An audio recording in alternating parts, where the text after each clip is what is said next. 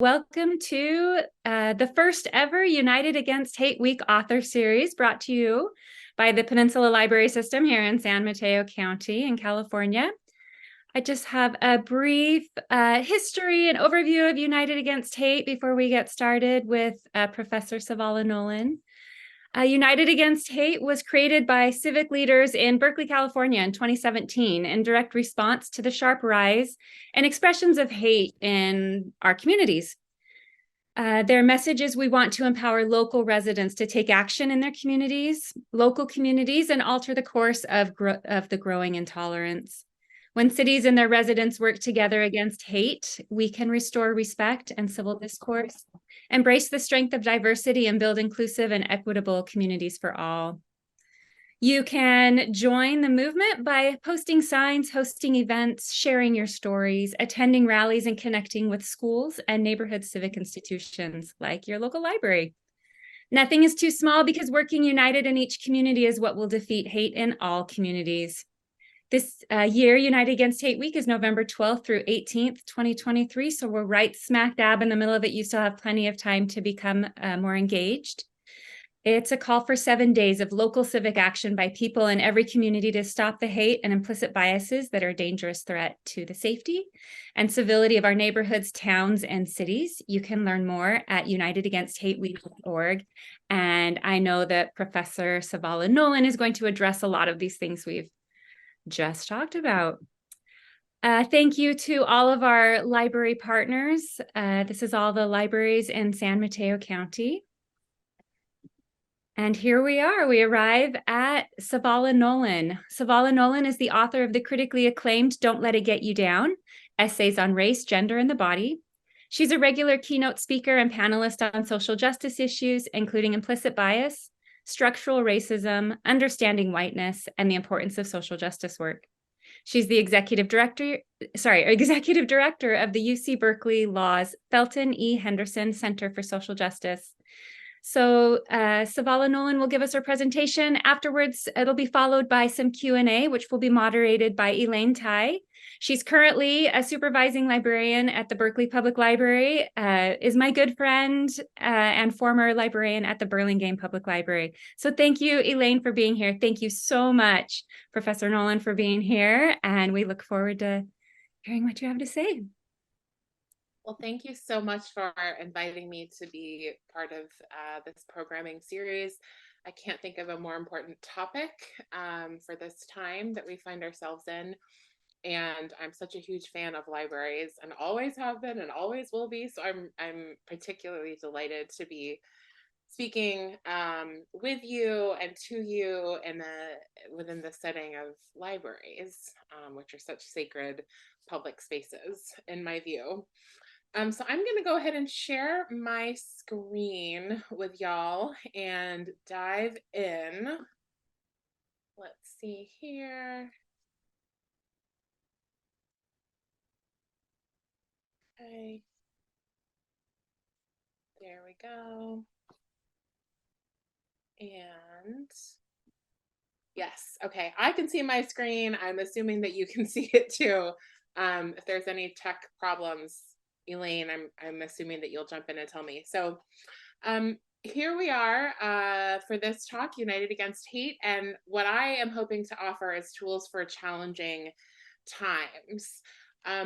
A brief introduction, very, very brief, because I know you're not here for my biography. I am an essayist. I'm the author of so far one book, Don't Let It Get You Down, Essays on Race, Gender, and the Body, which was published a couple of years ago. And I'm working on my second book called Good Woman, and it's about how women and girls are socialized to be good and the cost of that. I'm a professor at UC Berkeley School of Law. I'm also a lawyer. That's where I earned my law degree. And of course, you know, being an author, I love to talk about my own writing. Of course, I have my book here because I'm never without it. But given the context in terms of current events that we are in, meaning like very, very current, but also the past few years, and given that this is meant to be a talk about building a community that is loving, and standing united against hate and standing for love and inclusivity. Somehow it doesn't feel right to just talk about myself and my writing. Although if there are questions, I'm happy to answer them. So it feels more appropriate to just not focus on myself. And so that's what I'm going to do. I'm going to focus on trying to provide tools for the folks who are here to help them, to help us think skillfully and move intentionally through difficult times. And the way I'm going to do that is by sharing 4 analytical frameworks that I use as a professor and just as a human being to sift through the kind of deluge of information, a lot of it being sort of traumatizing, difficult, upsetting, and through episodes or periods of seeing injustice, bias, disempowerment, suffering around me, etc. So that is what I am going to do. A little more professorial than authorly, but I cleared it with the hosts ahead of time. Because I'm a professor, I like to give folks a roadmap of where we will be going in our brief time together. First, I'm going to talk a little bit about gathering, and then we'll dive into the frameworks, thinking about how change impacts communities, how we define equality, what spaces can tell us about power, and how we transform our institutions. Then I'll spend a moment offering some thoughts about how to put it into action, and then we'll do Q&A. Yes, okay, let us begin. So the prelude to the frameworks that I want to offer, or the sort of tools for thinking that I want to offer, is just a word about the importance of gathering like we are doing right now, electronically, gathering in person, which is probably everyone's favorite to do, but electronic gatherings have their own merits and are certainly better than not gathering at all. And I want us to think of our time together, this brief, 45 minutes that we're spending together, as actually really important and valuable in and of itself when it comes to attempting to build the bridges and the networks that allow us to stand united against hate. Like that expression, it's not like alone against hate, it's united, right? Implicit in this idea is some form of togetherness. There's a poet and essayist named Susan Griffin who has a fabulous quote about gathering, and I'm going to share it with you. She's talking about social justice movements in this quote, but I think you can apply the wisdom of this quote to far more settings. So she says, "The wish for communion, meaning communion with other people, exists in the body. It is not for strategic reasons alone that gathering together has been at the heart of every movement for social change. These meetings were in themselves the realizations of a desire that is at the core of human imaginings, the desire to locate ourselves in community, to make our survival a shared effort." So I offer this to you as kind of a prelude, and frankly, as something that you can take with you, and encourage you to not discount the value of gathering. She is talking about social justice gatherings and social change gatherings, and what you might call united against hate type of gatherings, like Dr. King, going in clockwise direction here, like Dr. King in the civil rights movement, Standing Rock, folks gathering at segregated lunch counters, women gathering all over the world to sort of counter protest and counteract the inauguration of Donald Trump, folks protesting the murder of George Floyd, and pride parades. All of these are instances of that kind of sacred gathering. But I think, honestly, any kind of gathering is important. Like the way that we experience togetherness at playgrounds, at potlucks, this on the upper right, this is a men's group that's been meeting for almost 50 years. Below them is a reading group, kind of similar to what we're doing right now.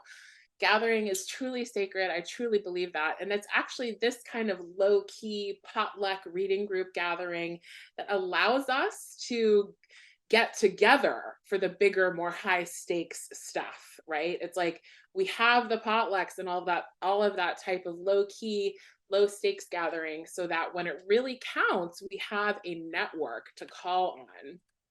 The last thing I'll say here is just I love this illustration of the difference between a weak network and a strong network. For those of us who are visual, it kind of just the little dots and lines says it all. But the main point here is that a weak network, it's like individuals who are only connected to one or two people, they're not all connected to each other. A strong network includes lots of people who are integrated and lots of relationships that interconnect, right? So gathering is one way to bring this together. Okay, now on to the frameworks. The first framework I want to offer you is a way to think about how change impacts communities. So change, whether it's positive or negative or neutral, tends to cause anxiety, tends to cause stress. That's just sort of part of the human condition. Even a wonderful change like having a baby, that is incredibly stressful and can cause folks anxiety. On a societal level, when we're experiencing this anxiety and stress in response to change, we tend to look to our leaders for guidance. They could be politicians, they could be matriarchs and patriarchs of a family, they could be religious leaders, they could even be like Instagram influencers, right? Leaders can be all kinds of things. And the way those leaders respond to change sends society in a certain direction. If they respond, let's say positively, we see things like inclusion, joining, growth, growing community, diversity, embracing learning, kinship, all these kind of kumbaya, but actually really beautiful and sacred possibilities can come to fruition if our leaders respond to stress and change in heightened and highly evolved ways. Of course, that's not always the case. They can respond in sort of devolved ways that lead to othering, hostility, conflict, bitterness, antagonism, objectification, tribalism, and of course, violence. The big idea here with this framework is I want you to take the idea with you that when we understand that we're in a state of change, we need to encourage our leaders to move in the upward direction. We need to exert, sort of manage up, right? We need to exert upward force and encourage them to move in the right direction. When leaders are moving downward, by contrast, we can consider the changes that they may be responding to in order to offer a different response that still meets the moment. Jan Van Zant is a thinker who says, if we don't tell the truth, then we're fixing a lie. So if you want to offer a counter response, it's sometimes important to make sure you really identify the source of the anxiety and the stress that the leader is responding to. And I would also encourage you to think of yourself as a leader and think of where you are a leader and how you can point your own community in one direction or the other through times of stress and change. The second framework I want to offer you is one that helps us think about equality and whether equality is actually what we want. America is kind of obsessed with equality, like we're really into it. And I'm not saying that that is bad, but it may actually kind of fall short of what we really need. In the law, in my profession, there's something called comparative equality studies, and that looks at how different countries define equality. And what I love about that is just the fact that it exists is kind of eye-opening, right? There's more than one way to define equality. In the United States, we tend to think of equality as meaning we all start from the same place. It's in our founding documents, all men are created equal. It's like, if everyone is admitted to the public school, then it's up to them to get through it, right? It's equal if everyone gets the same shot from the outset. But there's another way of thinking that says, well, actually, society is more equal when we all get what we need to finish it's not so important that we all start with the exact same resources. What matters is that we each get what we need to cross the finish line. Some people are going to need extra support to graduate from college, and they should get it. That's a slightly different vision of equality than we tend to hold on to in this culture. Another word for that second idea of equality is equity.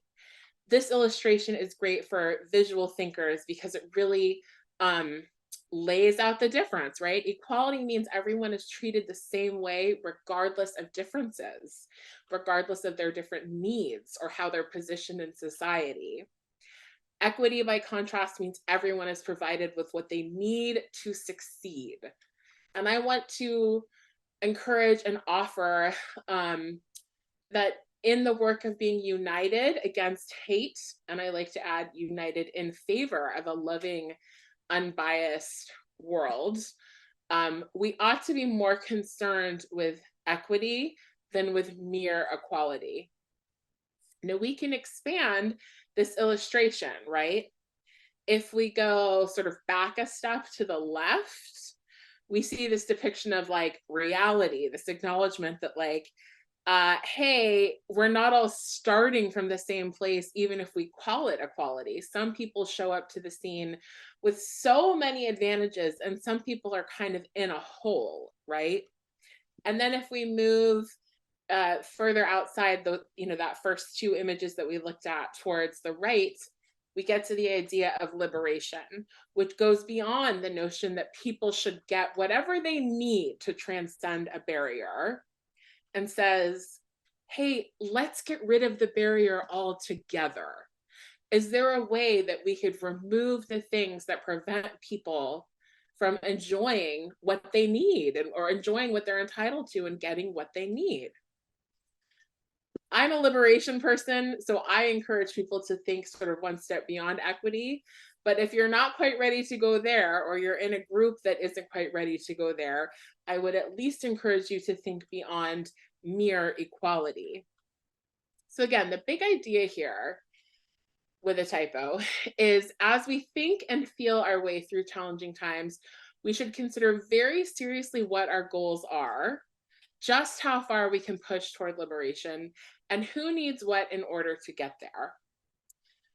I want to also add this sort of linguistic, but more than linguistic point, which is that we need to name the barrier itself, not just the particular characteristic that a person has, which society subjects to unfair treatment. So here's what I mean by that. If we look at the equity slide, right, we could say this child in the purple shirt needs these two extra boxes because they're so short, right? We could focus on the characteristic they have, shortness, that society somehow disadvantages.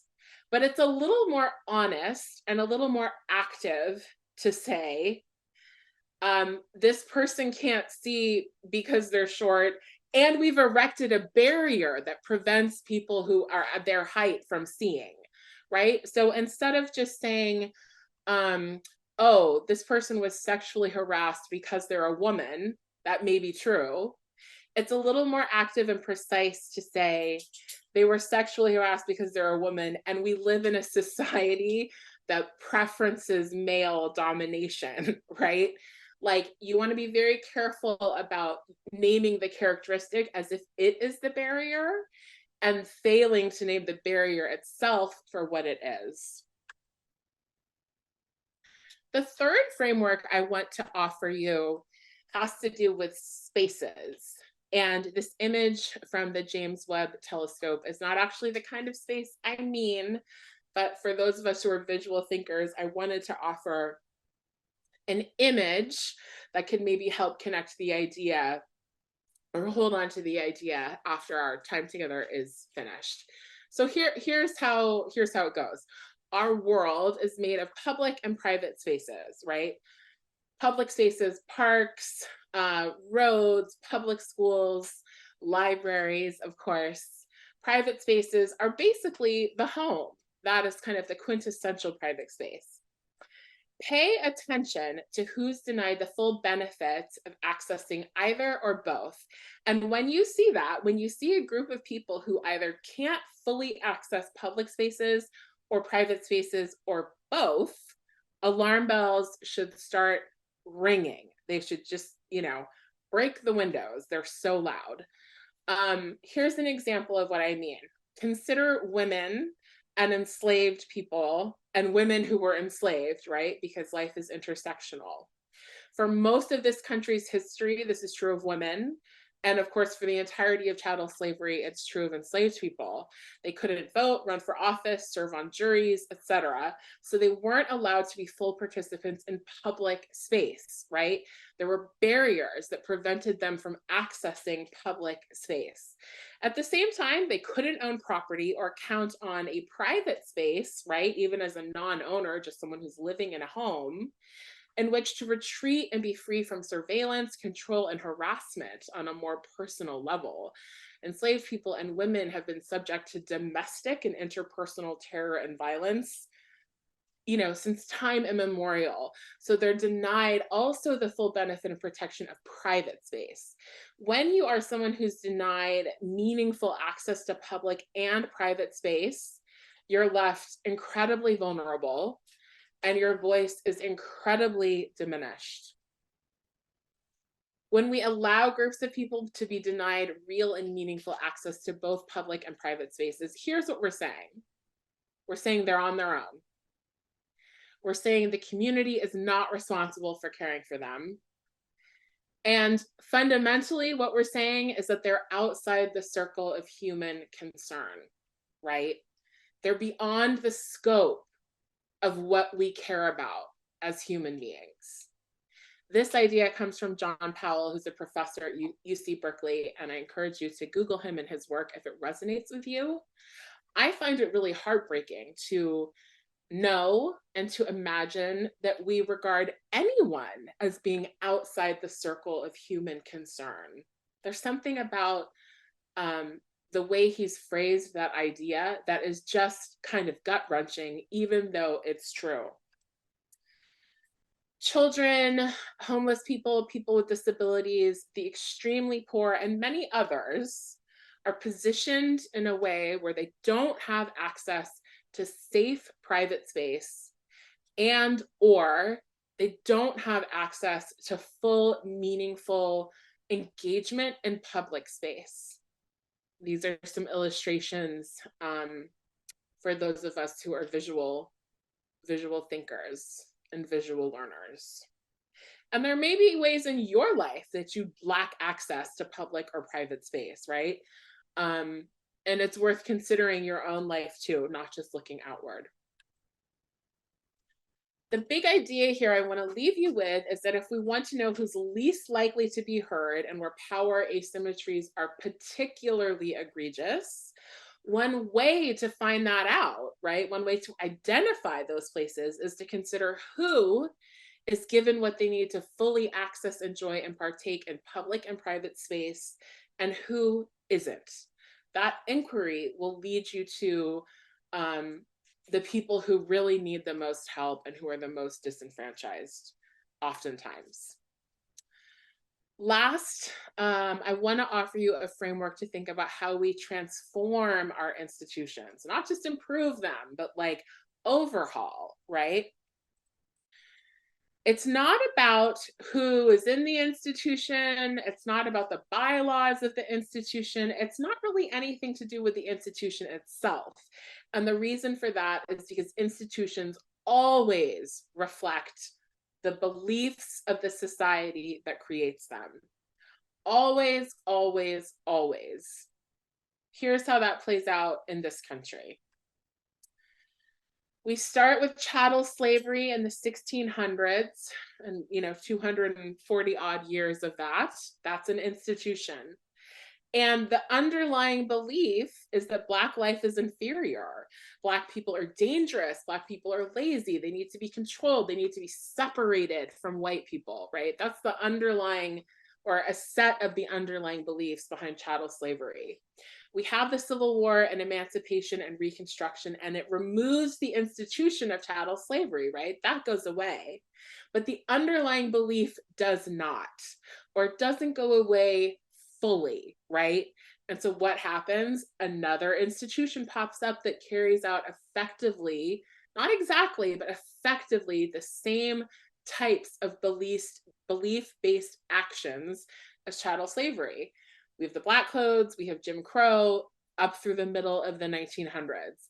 The Civil Rights Movement kind of breaks those institutions up, and effectively they go away.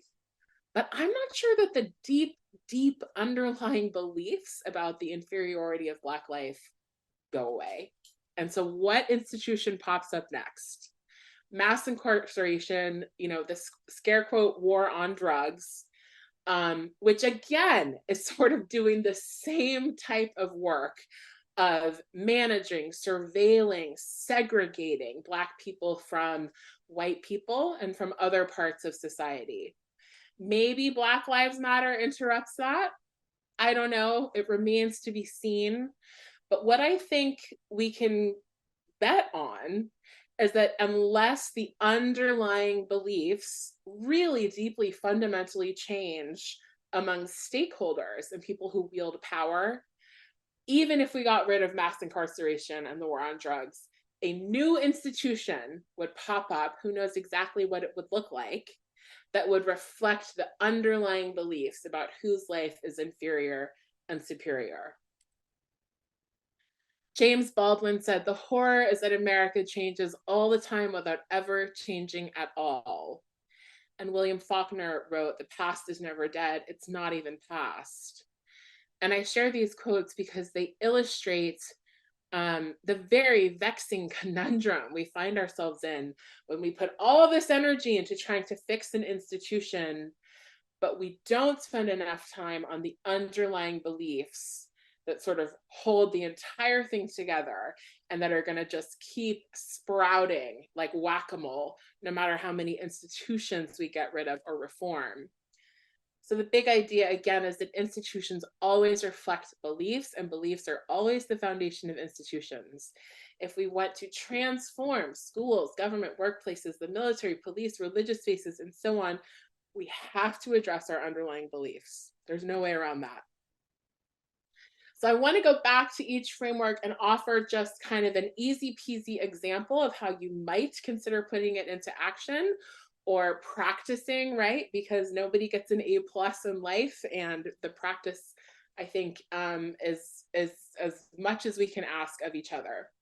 So when we think about how change impacts us and it causes stress and anxiety, and our leaders, have an opportunity to kind of go up or go down, a very simple example is to just speak to your boss, your congressperson, your mother, whoever it is that's in a leadership position, and communicate this idea to them, right?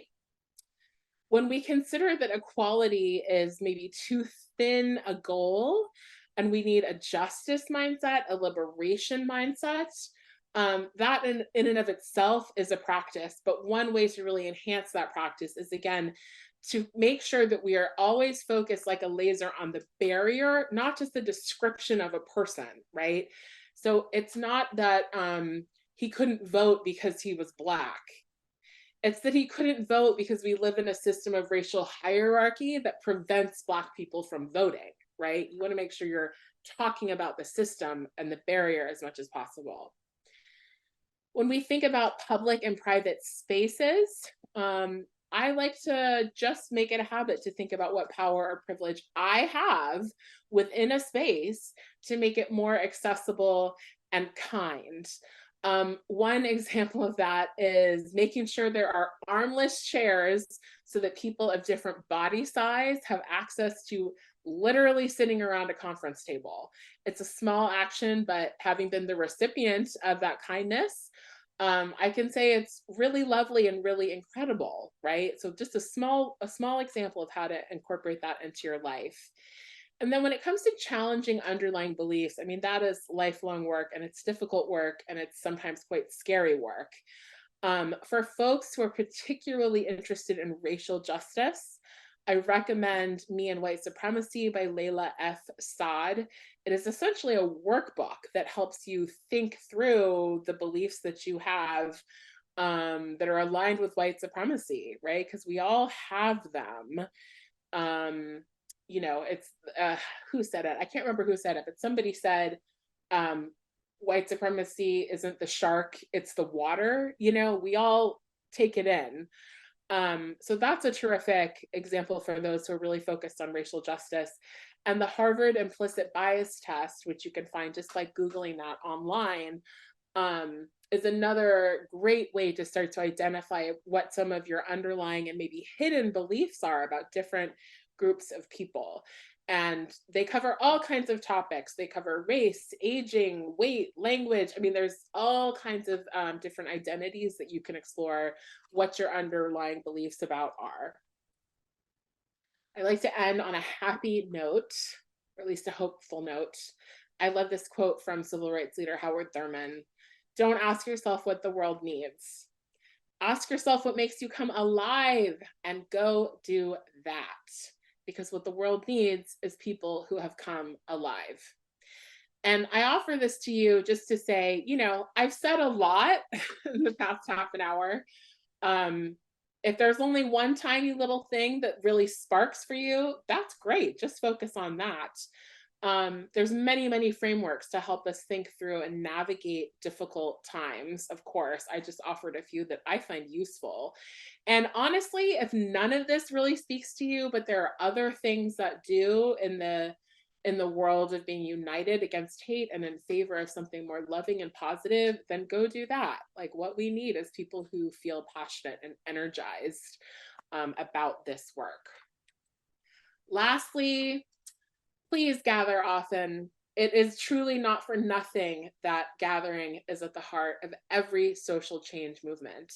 And again, when we do the low stakes kind of gatherings like potlucks, after church, reading groups, pool parties, men's groups, things like that, it prepares us for the more intense gathering that we will inevitably be called to do as we walk this road. If you want to take a screenshot or jot anything down, these are the people I have mentioned in this talk. You can keep in touch with me on Instagram. I'm pretty active, and my handle is Not Quite Beyonce, as in almost, but not quite. And then my website and my email are there as well. And I have to mention my book, because what writer can turn away the potential of having readers? My book is available at bookstores and libraries everywhere across the country, and even in Europe too, if that's where you happen to be joining us from. Thank you so much for your time. And I think, Elaine, if we want to transition into Q&A, I will stop my screen share, and if people have questions, I'm happy to talk through them. Awesome. All right. Thank you so much for that. My pleasure. Yeah, no, it was really great. And I think like one thing that definitely speaks to me is you kind of pointed this out a couple times, is that we need to talk about the actual barrier, not just the characteristic. Yeah. Because I think we're so used to just talking about it as the characteristic and not the fact that like even like that was almost kind of a ding for me, when you're saying like, look at the image, it's yes, this person is shorter, but also we erected the barrier, right? But it's so like, even like I'm looking at that and I've seen those images so many times, but I'm looking at it and I'm like, oh, that was a fence, and I was just like used to there being a fence, right? Like, of course there's a fence. Yes. And that's essentially what it is. We're just like, of course there's a fence. Yeah, why I mean, would there be a fence? it becomes normalized, right? Yeah. Over time, especially if you were born into a certain social structure, you quite literally don't know anything different. So imagination is required, right? To imagine what the barriers are and can they be removed and how can they be removed is a necessary part of the puzzle, I think. Yeah, no, that totally makes sense. And I think even, like that I think surprised me almost in being like, oh, I never even thought of it that way. And I'm somebody who likes to think of myself as having done a lot of equity work or, done I a hear, lot of yeah, I this, mean, and that it's was just my like, reaction what? when I first saw that too, but Yeah. someone, in a conversation pointed out to me that I was sort of overly focused on the characteristic, and it's important to acknowledge the characteristic because you don't want to erase what it is that Right. sets someone up for mistreatment, but it's sort of locating the problem in the wrong place when we just focus on Right. the person and fail to see and name the actual barrier. It was, it's a light bulb Yeah. moment for me too. Yeah. And that makes, I mean, I think that's so important in thinking about, as you've kind of mentioned, like what is happening in our world right now that is being discussed. But I think I was also, obviously I'm like, you're not gonna, I don't know that there's not gonna be an easy answer to this, right? But it's like there's always this fear, right, that we're going to speak out and have the wrong side, and especially institutions and organizations and our politicians. They're afraid of saying, yes, I side with this particular group or this particular cause, in fear that they will further polarize, whatever constituents and stakeholders.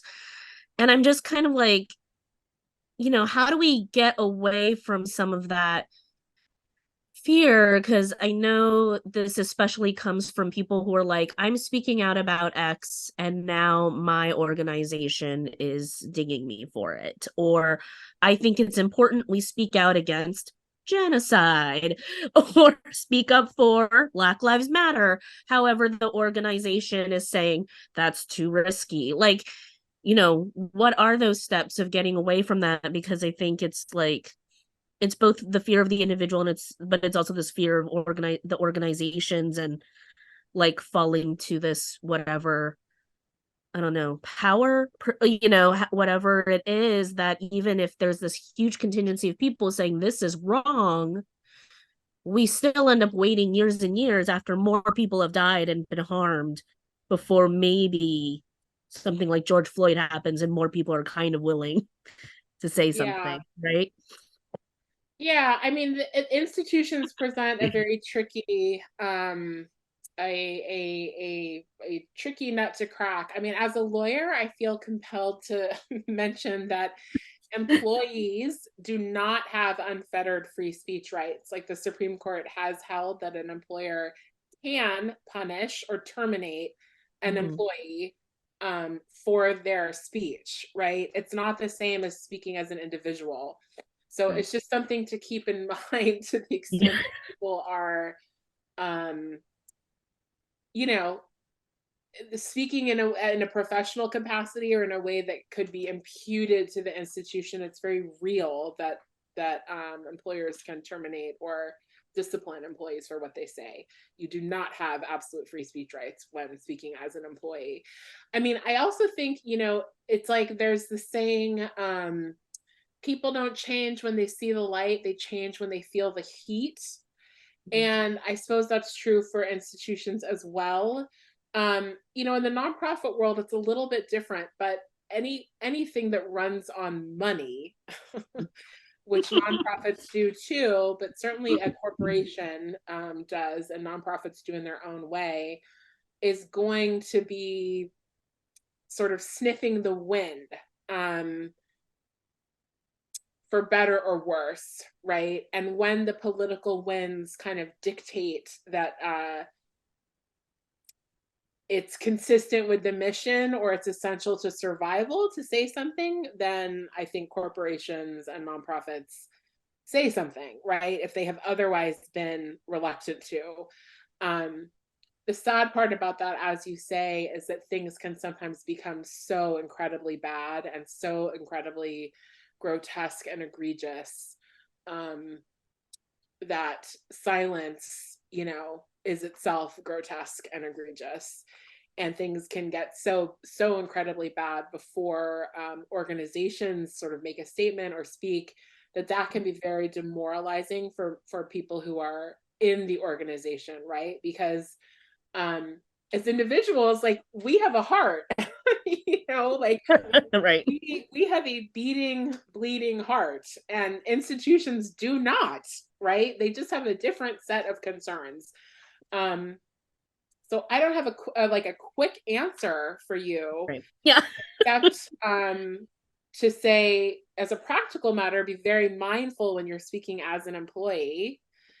If job security is important to you and you think your workplace is hostile to your views, and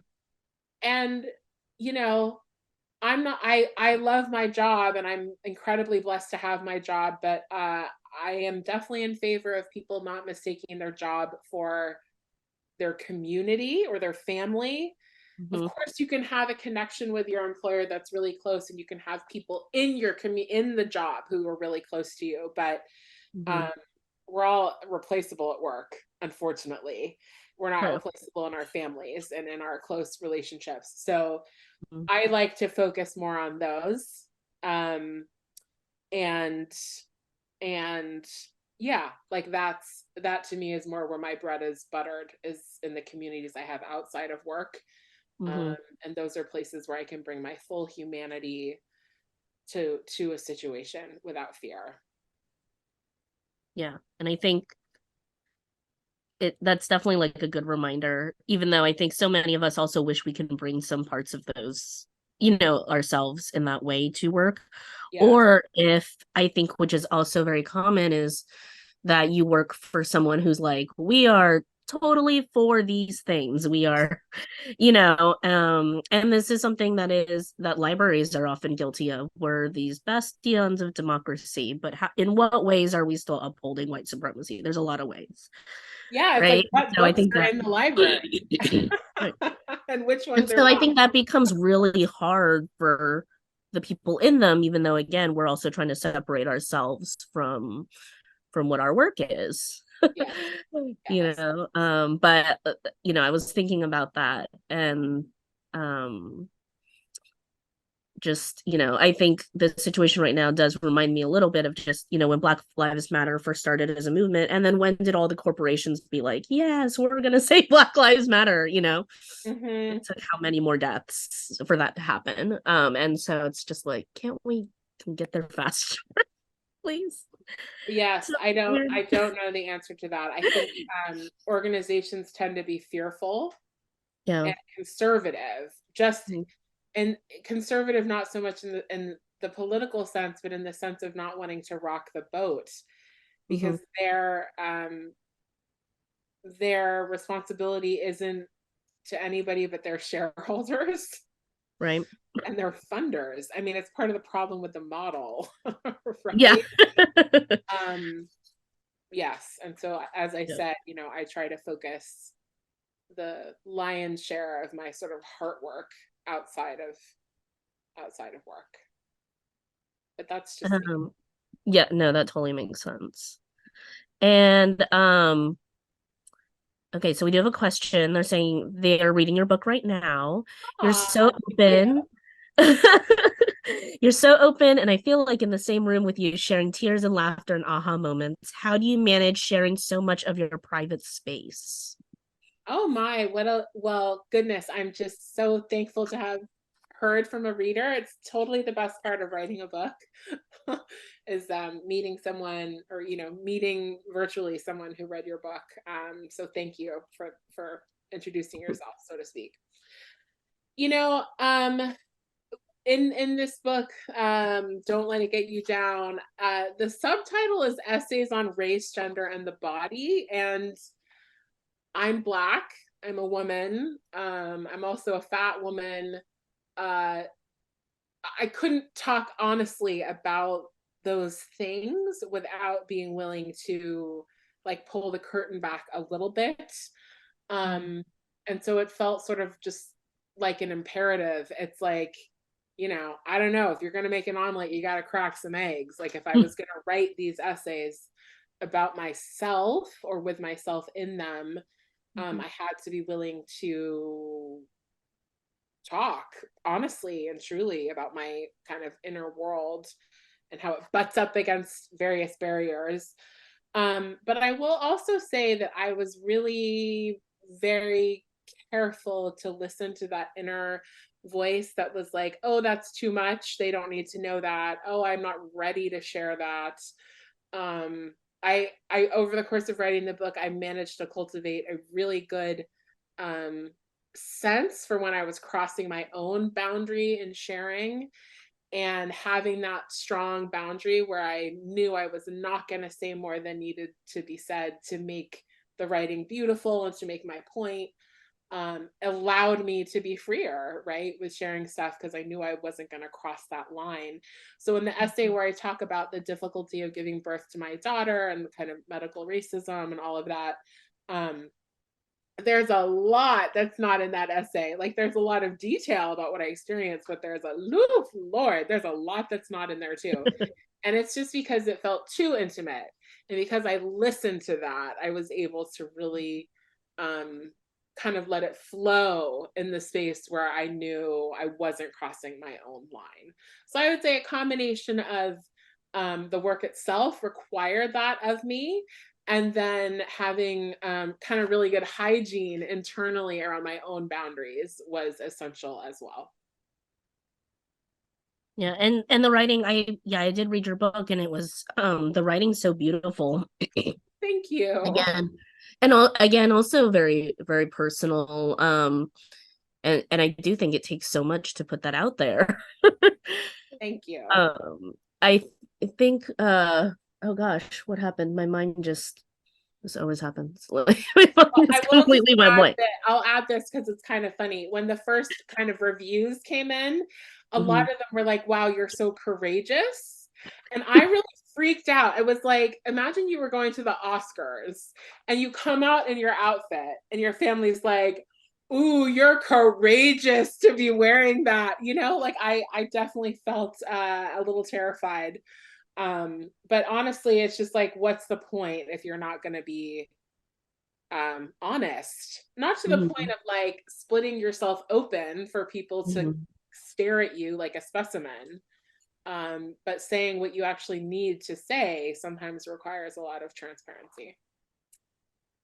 Yeah, and I think it's always because I've read there are other essays I've read where they elicit this reaction from me where it's just like, oh, but then what did your mom think? Like because you have that essay, but you're like, oh no, was that uncomfortable? Did they see it first? I think those are always the things that are running through my head as well, because I can't imagine it would be comfortable to have to like confront with them. But Yes. also it's this thing of like having to worry about other people, like how much do we have to worry about other people when this is also what we're experiencing.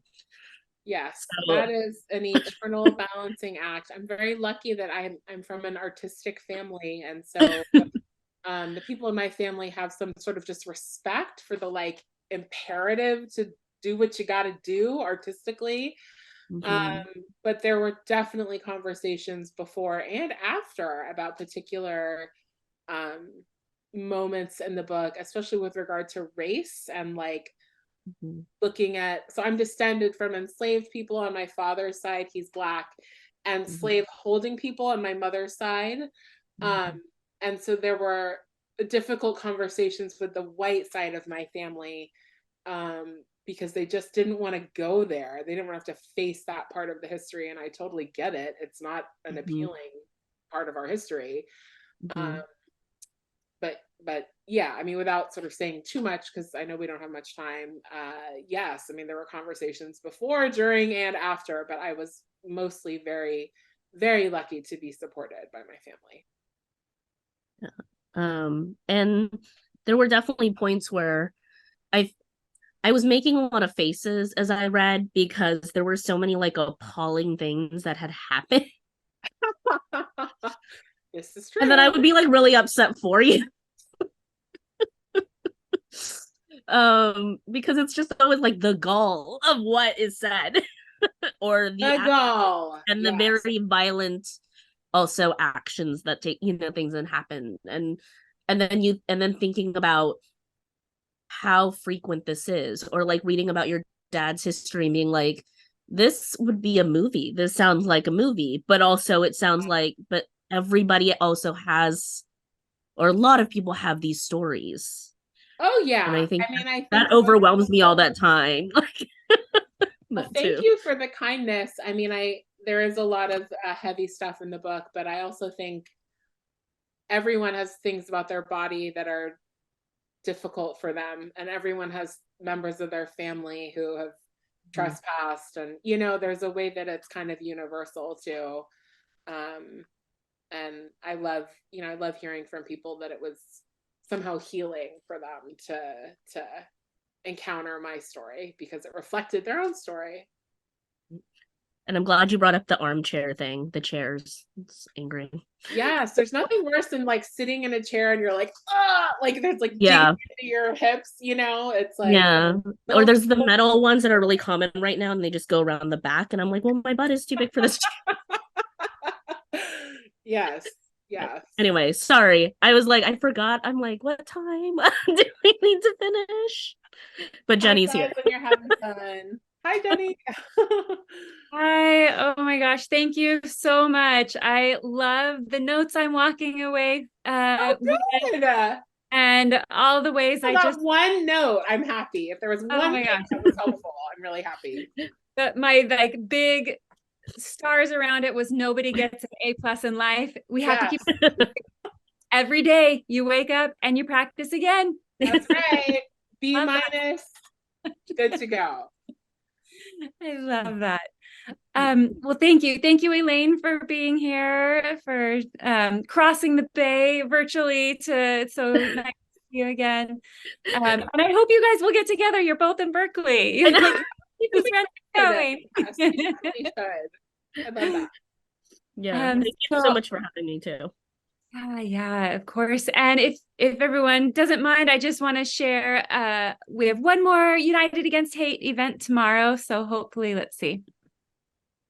Share my screen. Let's see. Okay. So tomorrow we have Ali Kamanda, an award-winning filmmaker and social entrepreneur from Sierra Leone, West Africa, to talk about his book, Black Boy, Black Boy. And if you have not seen the video yet, go on YouTube really quick and see the video he posted of him talking to his son about writing and publishing this book. It is pure joy. And so that's tomorrow morning. We'll have it twice at 9 a.m. and at 1 p.m. I know you may see on our website, it looks like it's for teachers, but all are welcome, just as in all of our United Against Hate events, all are welcome. And then just leave you with a couple more thoughts, just to thank you, everyone who shared this evening with us, Professor Nolan and all of the attendees. A couple of actions to take in the rest of your week. Visit your local library for reading suggestions. I know I've been seeing pictures come around from other libraries. We all have displays kind of centered around Savala's book, but including lots of books and all the ways we can spread joy and love and inclusion. Have a conversation with a neighbor, reach out to someone you don't know yet, get to know their story. We all have stories to share, and help a friend in need. There's just so many ways this week and always throughout the year. This is just to spark the movement, right?